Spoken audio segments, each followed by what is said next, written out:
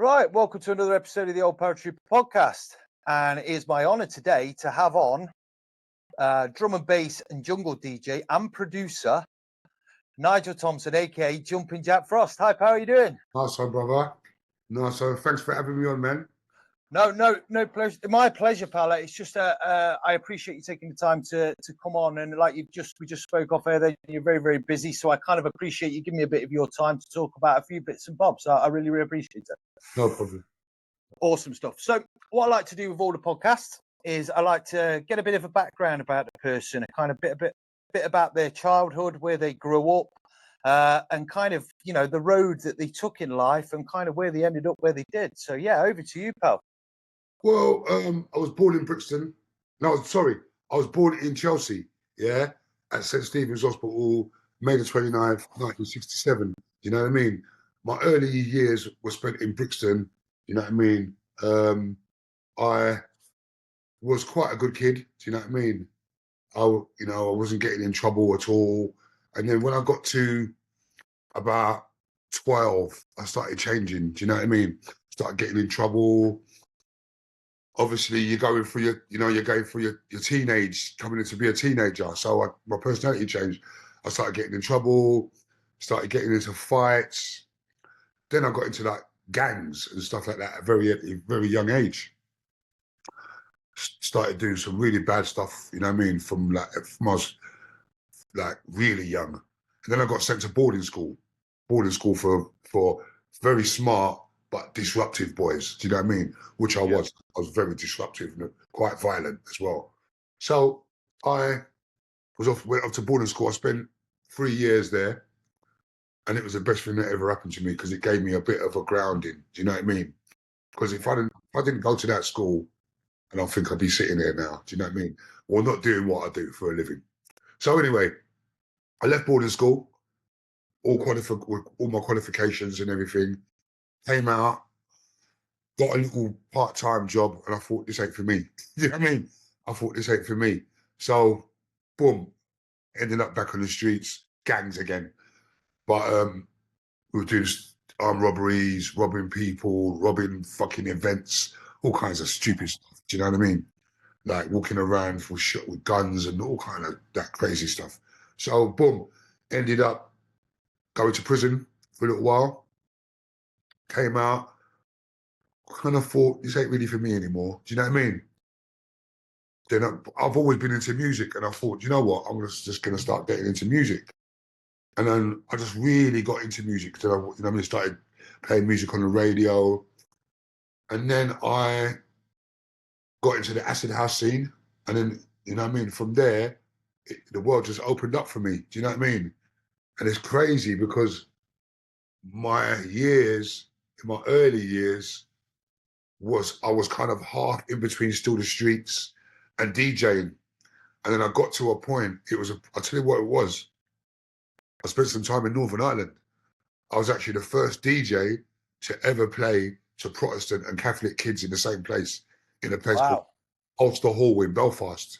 I was there with Moby. I think this is 1990. Do you know what I mean? And I met a lot of very interesting people, you can well imagine, because I'd go there over a numerous amount of times. I had a girlfriend there and everything. So I used to go to a place called Circus, which was an after party, but it was like full of paramilitaries. So I used to go there. I got to friends with loads of interesting people. And I remember once I was there and they came to me, the promoters, they said, you know what? We need to move your hotel. I'm like, why? I like this hotel. No. We're going to move you, yeah? Then they moved me. The next day, the IRA blew up the hotel. No way. Yep. And from that day, I was like, you know what? I just thought, I'm just going to stick to music. Do you know what I mean? Safer that way, probably.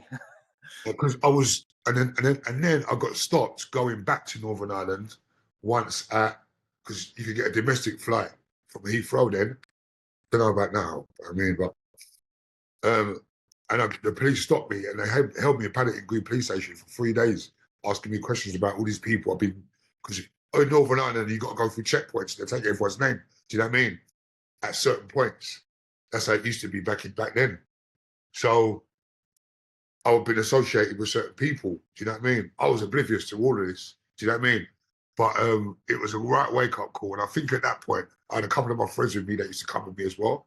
And I think at that point, I thought, no, this ain't for me. Do you know what I mean? And I just stuck to my music. Not that I was doing anything there, but just seeing the extremities of how things can be. I just thought, you know what, I'm really lucky to have the opportunity to do this. So let me just forget about my past and just stick to this road here. And that's what I done.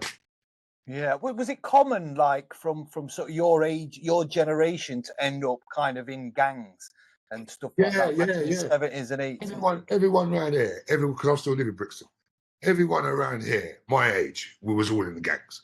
Some a bit more than others. Some was a little bit more active and a bit more, you know what I mean, involved, participating, you know what I mean, than others. But I was very heavily involved, and I was like one of the ringleaders for my little set of bangers, what we call them. You know what I mean? So it was quite an interesting time in my life. Do you think that's because like the whole gangs and gangster thing's been glamorized over the years and stuff like that? Do you think that's the fascination, or do you just think there's no other way for you at that time? I think that came. I'm 57 years old. I think that glamorization came with social media, and that came all after. This was something that I didn't know anything else. This is all I knew. Yeah.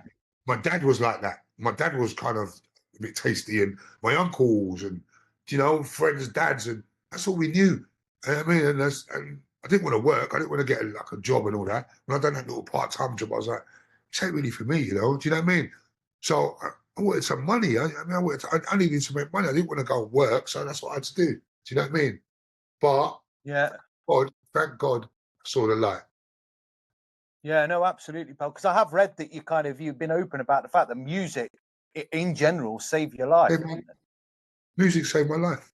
Music and this life, what I lead, this rave culture and just music, just being involved with music and being around people into music. It was my calling, and it saved my life. Yeah, absolutely. Well, you mentioned there, like you got into kind of being on radio. Did that come first? Because you kind of hosted kind of a pirate radio station, didn't you? Was it Passion FM?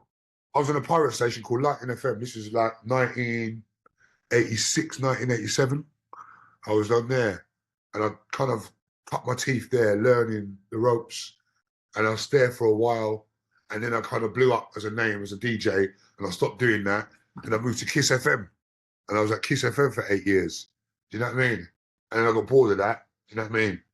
And so I just bought no more radio for a bit. And then 8 years ago, I decided to go back to a radio station called My Soul, which is the old Kiss FM. Because before Kiss FM was sold, the original Kiss FM was sold to a company called EMAP, right? Who bought Smash Hits and all those magazines, very poppy commercial. They bought Kiss. And when they bought it, I was there for about a year, and I thought, no, this ain't for me, because it just turned to something different. So Gordon Mack, the boss who originally owned Kiss, started in a station called My Soul 8 years ago. And all the old Kiss lot are on there. Right, okay. And you host on that now, yeah? Yes, Friday nights, 9 o'clock. Ah, okay. So, yeah, I suppose, is it kind of a normal transition to go from radio into sort of producing and kind of performing your own music? I mean, I don't know. I think everyone's different. Radio is a completely different kind of DJing.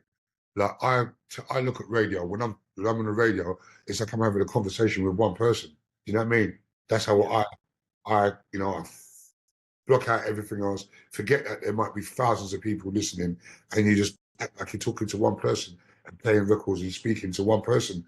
That way, it's easier to translate and to come across better that way. Do you know what I mean? Yeah. I found that if you think about the enormity of how many people could be listening, it can make you a little bit nervous. Do you know what I mean?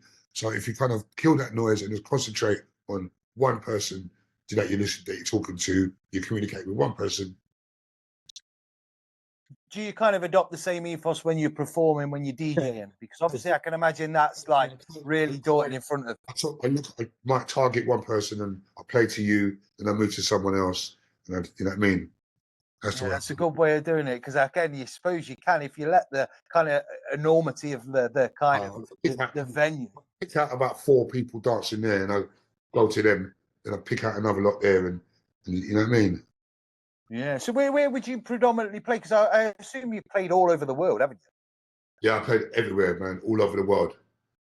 All over the world. The only place I haven't been to is obviously like North Korea and places like that. Yeah, it's probably not advisable, to be honest. But yeah, so what would you be? What would you be your favourite kind of place that you perform that you probably still go back to? Or I don't know. I think everywhere's got its own beauty and taking something beautiful from everywhere. So I can't really say a favourite place because everywhere's got something special for me. And every day I look at something different.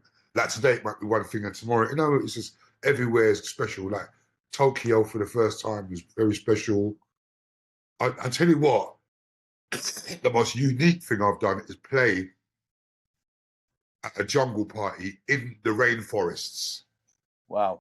Up in Puerto Rico, in the mountains, in the rainforest. And then it started raining. Do you know what I mean?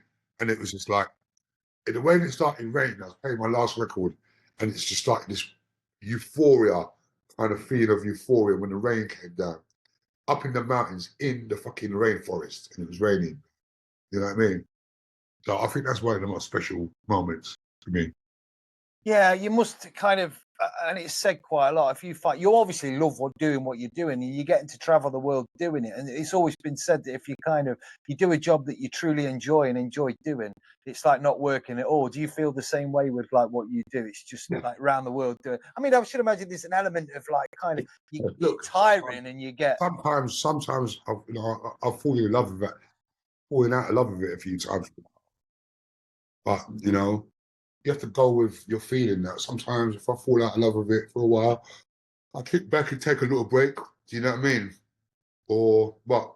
As if they will let me. Do you know what I mean? Sometimes I won't let me take a break, which I'm double grateful for. You know what I mean, I'm very grateful for. I'm grateful for everything. You know what I mean? Because a lot of people would love to be in the position that I'm in, even though it's very, very difficult because it's a lot of pressure and a lot of hard work. But you know, I wouldn't change it. I wouldn't change anything. Yeah, I suppose that is the bit that people don't get. They see you performing on stage and thinking, "Oh, wow, it's music. It's producing absolutely amazing music." You know what I mean? The crowd's buzzing and everything else, but they won't see what goes off behind closed doors and the amount of stuff that's involved, the logistics and everything behind it, isn't it? There's a lot behind it. You know, a lot of preparation. Your mindset has to be super focused. Do you know what I mean? And you know, like there's a lot of sometimes people are just negative for the sake of being negative, and you have to have really thick skin in this business as well, because not everyone's going to like you. You know, not everyone's going to like you, and you can't let those people's opinions upset you or anything. You know, so you really do have to have thick skin. The more successful you get, the more people will talk shit. You know what I mean? Yeah, no, you know what? I've noticed that like kind of across the board with guests that I've had on, and we talk about the trolls and the haters and stuff. And I think sometimes people just want to literally make a comment just to get that attention, don't they? People can't help themselves. You know what I mean? I don't even read. No, I know that's probably the best way. And I should imagine the bigger you get and you are a big name, and it's like the kind of I might write something, I might put something, and then I know people start commenting. I don't read the comments. I just wrote what I wrote, and that's it, and I've gone. Do you know what I mean? Or if I do a tweet or something, I don't read the reactions or anything. Do you know what I mean? It's not everything's going to be nice. You know what I mean? No, that's true. And I suppose that was going to be my next question. Did some of the comments, perhaps in the early days or when you first started to get kind of become a household name, do you think they kind of got to you a little bit? How did they make you feel? Well, you're a human being. Do you know what I mean? It's only as you get more experience and older, you realise a lot of these people, what they say says more about them than it does about you. Do you know what I mean? So, you know, that comes with time. You have to, you know, you don't just, when you're young and all that, you're not going to look at it that way. It's going to hurt, you know? Comes with experience, doesn't it? Like anything in life, I suppose. Definitely. Yeah, so you got a label. You came out with a label kind of with a guy called Bryan Gee. Is that like, what's that? Was it V Recordings? Is that right? V Recordings, me and Bryan Gee started that label in 1992. Right. Bryan was very, very instrumental in, and he still is, in running the label and, you know, keeping it current. And, you know, Bryan is really hands-on with it more than I am. Do you know what I mean? I tend to, I got different things going on. You know what I mean? Like my clothing brand and my drink and other stuff as well. Bryan really does get stuck into the label, and then we just got an album out now, 30 years of V, which is incredible to think that we've been here for 30 years as a record label, and still putting records out, still appealing to a younger audience as well, which is beautiful. Yeah, I bet it's kind of a weird thing when you put something out. You never know how it's going to go. You never know it's going to, like you say, 30 years down the line, it's still going strong and going from strength to strength. You're a bit like, whoa, I've done something right there. It's good. Yeah. So talk to me about your clothing brand. I was unaware of the clothing brand, to be honest. That wasn't I'm wearing it now. Black sheep clothing. Black sheep clothing. Me and my friend Gareth, we have this brand that's very dear to our heart, and it's basically black sheep for all the misfits of society. You know what I mean? And we've got a lot of really nice stuff in there. We promote a lot of peace and love and a really positive attitude. So yeah, what I mean, I'll send you the link and you can have a look. Maybe what is the link? Is there a website for it? Yeah, there's a website. I'll send it up. I'll send it over to you and you can put it on the thing when you're, do you know what I mean? But, yeah, we'll do. Yeah, we've got some really, really good stuff.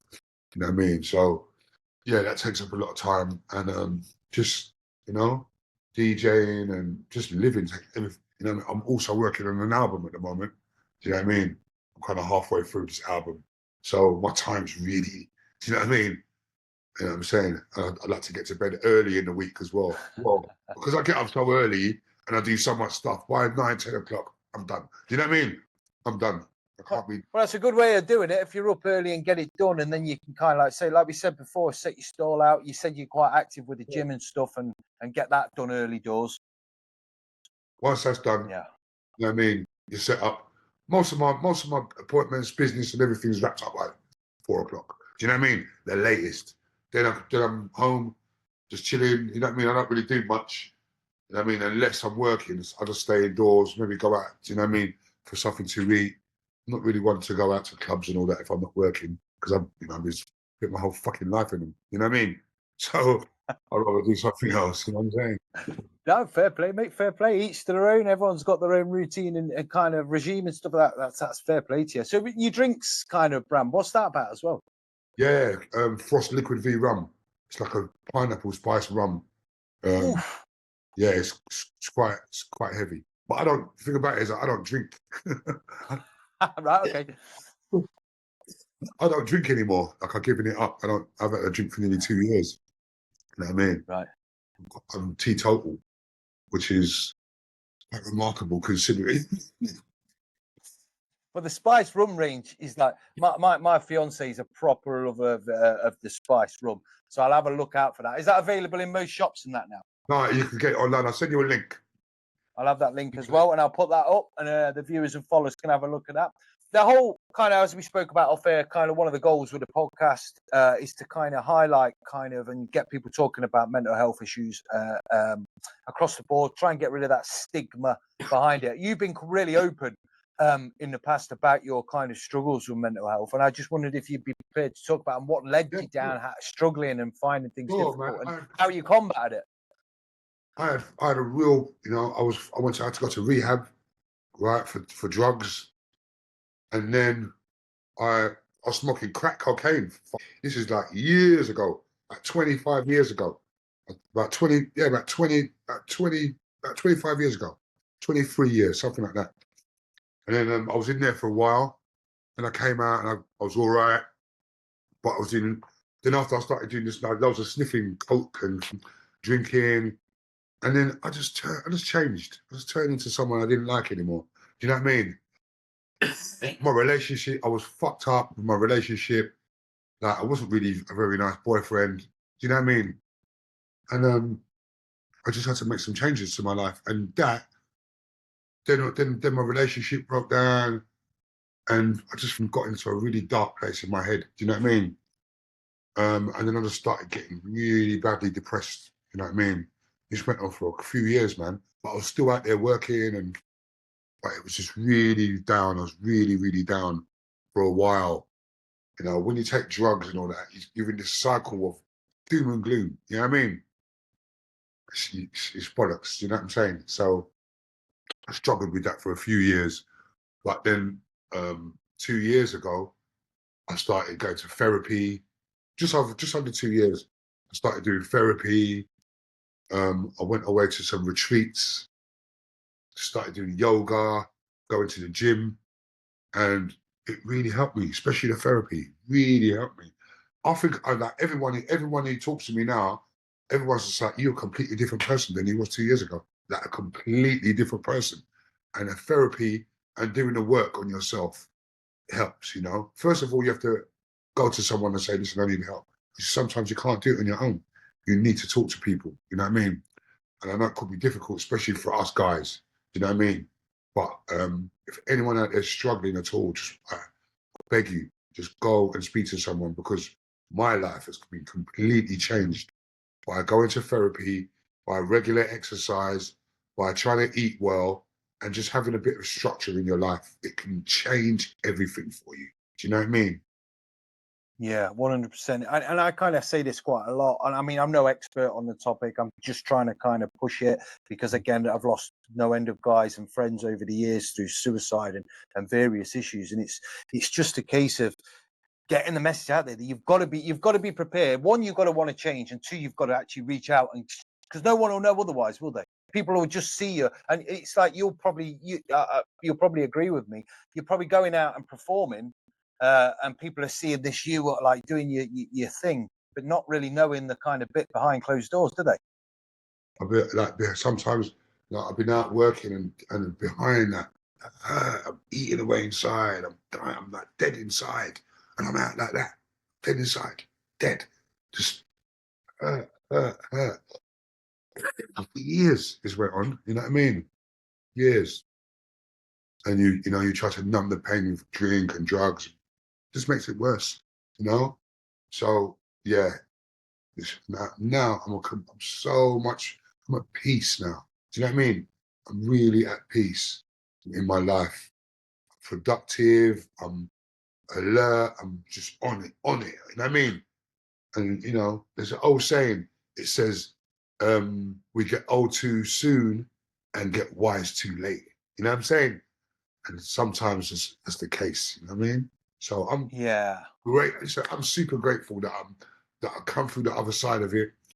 And it's crazy because during all this transformation in the last nearly coming up to a year now, my mum was diagnosed with terminal cancer, and we had to look after her at home from November last year, and she died in June, gone, just June. So I'm still getting used to that as well. But thank God that I don't drink or take drugs anymore, because I could have, easily, if you start that, then, I would be sitting here. Do you know what I mean? Because if you're going to try to numb the pain with drinking drugs when your mum dies, it's just not going to end well for you. You know what I mean? So I'm grateful, super grateful that I just sat with the pain and just went through it, completely present. You know what I'm saying? And that was a great test ever to be able to do that. You know what I mean? At that time. And yeah, it's there'll be, no one said that life is going to be easy. You know what I mean? Even God said there will be tests. You know what I mean? He didn't promise us an easy life. Do you know what I mean? How we respond to things is everything. You know what I mean? Things can happen. It's how you respond and your attitude when you're going through adversities is what makes you a man or the woman. Do you know what I mean?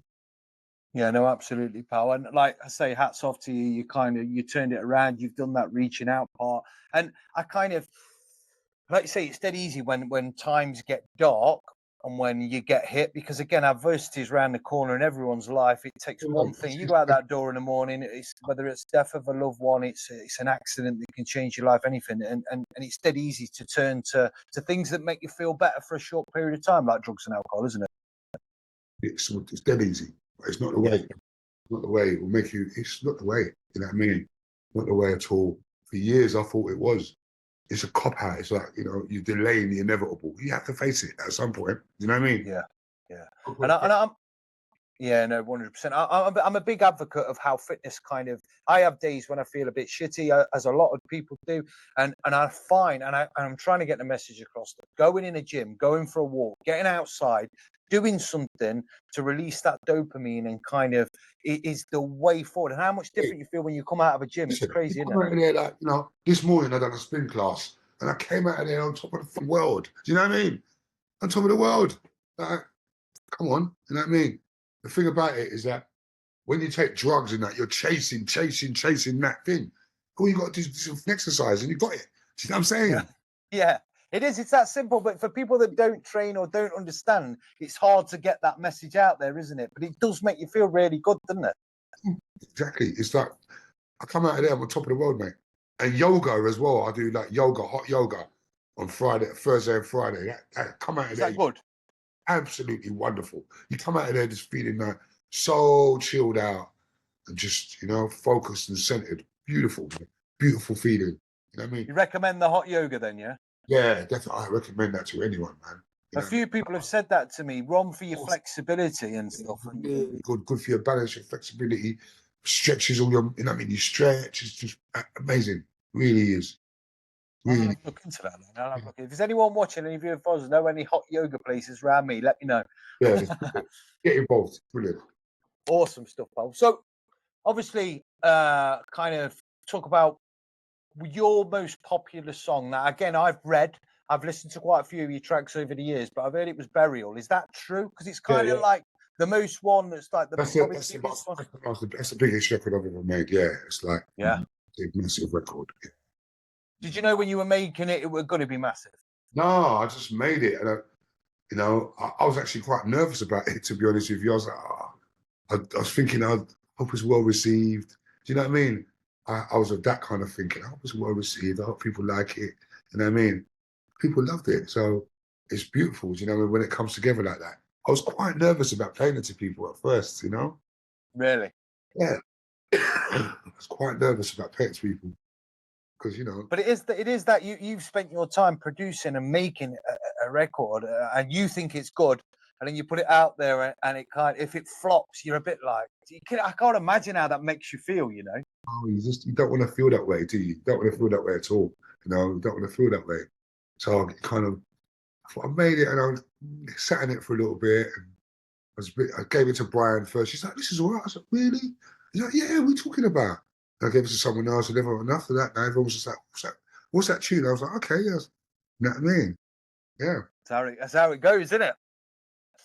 No, fair play to you. So your book, I want to talk about your book as well. It's called Big Bad and Heavy. That come out 2017, didn't it? Yeah, 2017. Yeah, crazy. And is it an autobiography? Autobiography of my life. You know what I mean? And there's like guests that come in and talk about their things with me, like Jazzy B, Goldie, my mom's in there talking, just other people. Some of my friends from Northern Ireland are in there talking, and it's just like a very interesting, factual, really deep look at my life. Do you know what I mean? From a certain period to a certain period, and I've signed up to do another one to continue the story, which will be quite interesting again. You know what I mean? Because it will be the kind of journey to healing and wellness from where I was. Right. Well, how far along is that away, and how far from being Well, released? we just kind of made the deal to make it happen. So, you know, nothing's been started yet. So we're talking about, you know, down the line, maybe the end of next year, that'll be ready. Right. Okay, cool. I've got a question for you. And it is something again I've read. We're going back. I'm assuming this is quite early on in your life when you talk about how bad things got with kind of being involved in gangs now. And correct me if I'm wrong, but you took a gun to a wedding. Is that right? Yeah. So what's that story? What's the story behind that? Well, I never took the gun there. I was at the wedding and there was some guy there bullying some youngsters. They were sitting in his car. And I think he was something to do with it was my cousin's wedding. And my cousin was obviously the groom. And so it was the bride's cousin. Do you know what I mean? I don't know what he was thinking, but he started telling, I didn't like the way he spoke to the kids. Do you know what I mean? And I said something to him, and he was quite rude to me. So I thought, all right then. So I called my friend, and my friend went and got my thing and came back. And then I was like, "What are you saying now?" And I was gonna fucking shoot him because I was a bit sniffed up as well. Do you know what I mean? So I thought, you can't. Do you know what I mean? I was gonna do him, and my mum was like, "No, don't." My mum and my dad and that, they know how I am. They're like, "Don't leave him alone." Do you know what I mean? But I shouldn't have done that, really, should I? Do you know what I mean? Yeah, probably not. No, no. Yeah, Well, it's good that you got talked down and you didn't go through it. And like I say, hindsight's a beautiful thing. You can look back and you realise you did mistakes. But things like that, like I was a bit of a fucking, you can't be doing things like that. You know what I'm saying? So no. anyway, I look back on them times and I think, I took the gun to my cousins, but well, I never took it there. Someone brought it there for me. Yeah. Same thing, really. You know what I mean? But well, you've took the gun. You've got intent to use it. I mean, it is like everyone gets hot-headed, don't they? It's true. And I've read that you had a bit of a temper. I was very much the same when I was growing up. I had a really kind of volatile temper. But you mellow as you get older, don't you, as well? I would never dream of doing. If someone now, I just say, I'd just probably say, well, there's no need to do that, is there? And even if he was a bit lemon, I'd just say, all right, I'll just say, cool, I've got none of that in me anymore, man. It's, obviously, there's certain situations that we can't let go, but by and large, not for me.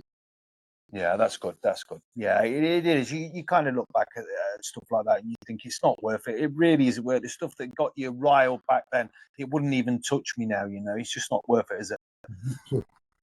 No. So what? Like before we kind of finish up, because I know, like I said to you before, I know you're very, very busy. But like, what have you got up and coming in the next sort of immediate future? What's in the pipeline and what can people look out for? Me and my boy Gareth, we are really pushing our brand, Black Sheep Clothing, right? We've got a new collection called Stalked by Demons, Guarded by Angels. Yeah? Because I think I'm stalked by fucking demons, but my ancestors are protecting me. So the number 444 is a number of angels, yeah? Protection. So we've got these things. I'll show you. Stay right there. Look. Now, this is a hoodie. As you can see, it's got the angels on the back, the angel wings, and the 444. Nice. And we've got like bomber jackets and stuff like that. Do you know what I mean? It's very smart. Yeah, I like it. Yeah, so we're definitely doing bits and bobs at the clothing brand. So watch out for all that stuff. I mean, I'll give you the website address so you can show it to people. And yeah, obviously, as I said, I'm working on an album at the moment. Got loads of it's called Jumpin, JJ Frost and Friends. That's going to be hopefully around in the summer. And just gigging and, just trying to just stay on top of everything, which is a difficult job in itself. So there's quite a lot of stuff going on. You know what I mean?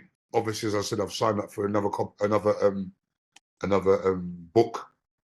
So I think I've got the next 2 years, pretty much mapped out for myself, really. Pretty much covered the next 2 years of busyness. No, fair play to you, fair play. It's good. Look, it's brilliant that you've come out the other side with your mental health journey. It's always a work in progress, as you will know that. It's never a given that you're completely out the woods. You're always... Listen, as long as you know that you're never quite out the woods, you serve yourself well. Yeah. Well, I liken it to like anything, like you say, like we talk about the gym, you go there to improve and keep on top of your physical condition. Therapy and the ways you deal with your own mental health is the same thing. You need to maintain and service your mental health, don't you? Whichever way people do that is completely up to them. Obviously, you choose therapy, you do your hot yoga. Some people choose meditation.